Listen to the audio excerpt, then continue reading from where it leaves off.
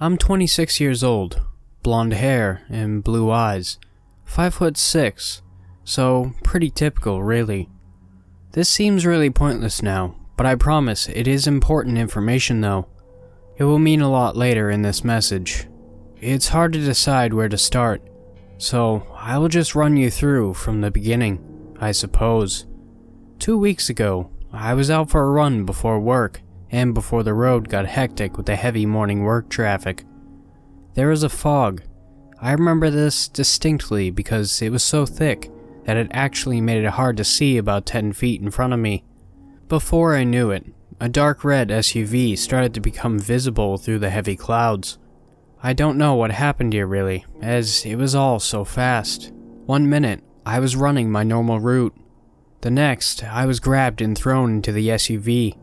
I guess they used chloroform or something like it to knock me out, because when I came to, I was in a solid white room with absolutely nothing in it but me. I don't know what was worse, realizing that I had been kidnapped, or the maddening essence of the dead and empty room that I was being kept in.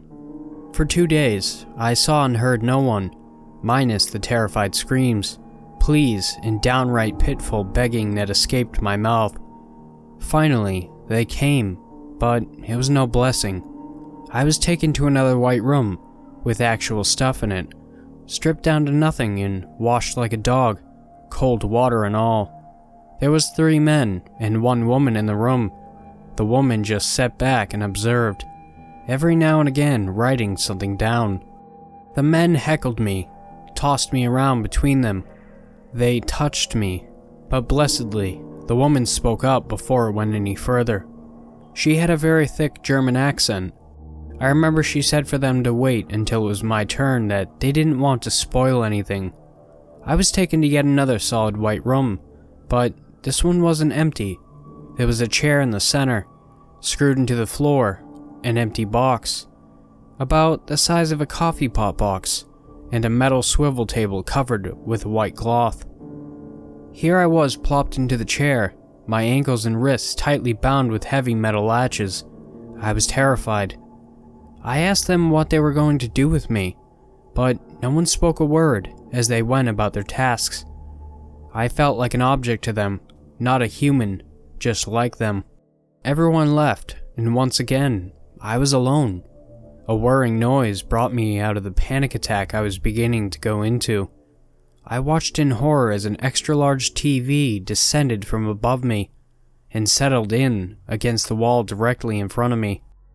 A man dressed like an old butcher from the 50s and a woman dressed like an old-fashioned nurse came in and uncovered the metal table, revealing a plethora of small tools, a scalpel, several other types of med-surg equipment, dental tools, and other things I didn't really recognize.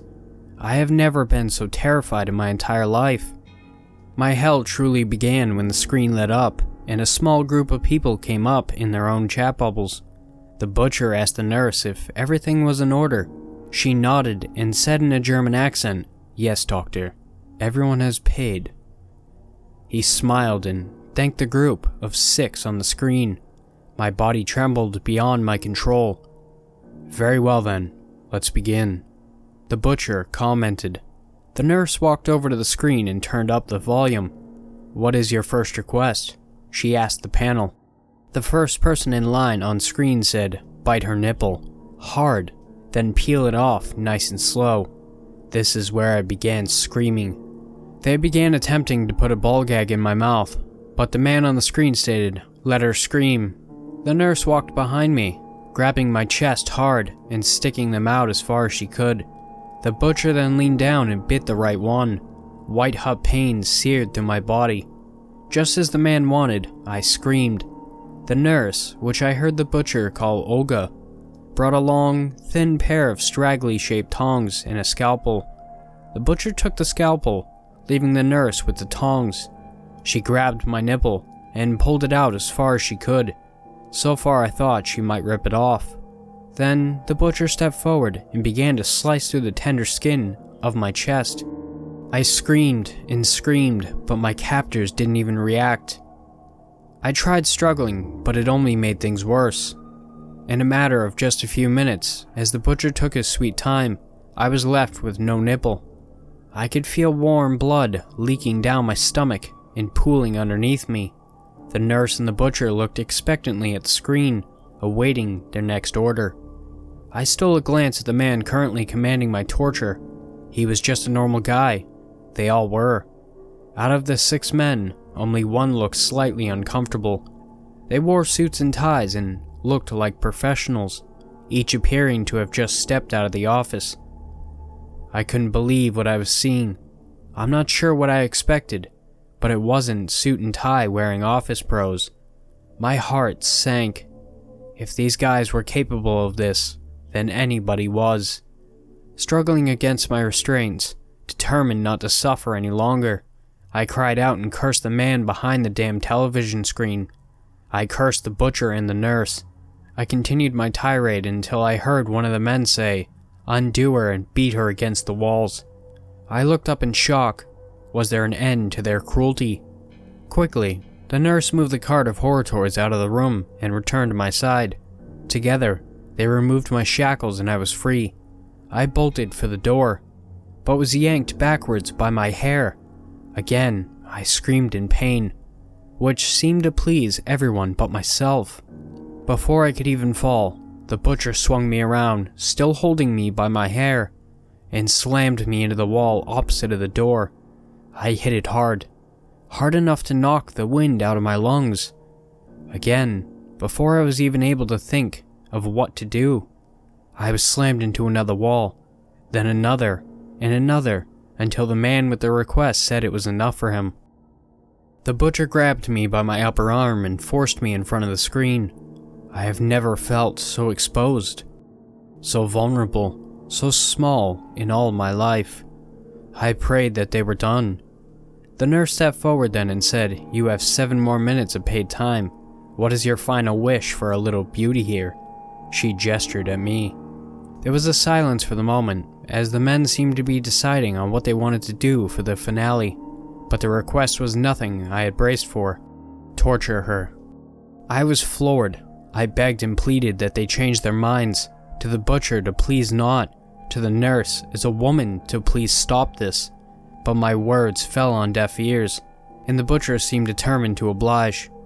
As I heard the sound of his leather apron hit the floor and belt come undone, he still held me by my arm.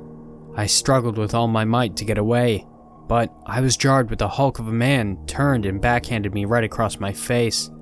I nearly fell, and he used this to his advantage, throwing me the rest of the way to the ground, positioning me so that the men could see everything from a sideways view. "Make it rough," one of the men called. The butcher crawled over top of me and smiled. "With pleasure," he stated, wrapping one large, beefy hand around my throat and pushing down. By the time he was finished with me, my screams had diminished to pathetic-sounding sniffles and begging. I just wanted this torture over with. I wanted them to kill me. And this was the moment that he would. Sure, that would be the men's last request. I was shocked to hear them say to keep me alive for another time, and they'd likely be back. The man lifted me off the ground, licked my ear and whispered, "Looks like it's your lucky night, sweetheart." I was far too exhausted from the pain and shamed to fight back. I just let them take me, praying that they would end the torture. Unfortunately, I was immediately shoved back into my little white room and left there until they decided that if I put this information on the normal internet, it would bring in more customers. Please stop watching these videos. Please stop visiting the dark web. This isn't a joke. It's people's lives, and they shouldn't be destroyed, tortured, or killed for the amusement of others. But maybe I can save someone else from this fate. Maybe you. Thanks for watching, Wolfpack. If you want to submit your story, my email and subreddit will be in the description below. And also, if you're not subscribed, please do if you want. And don't forget to like and comment as well. Have beautiful nightmares. And I will see you next time.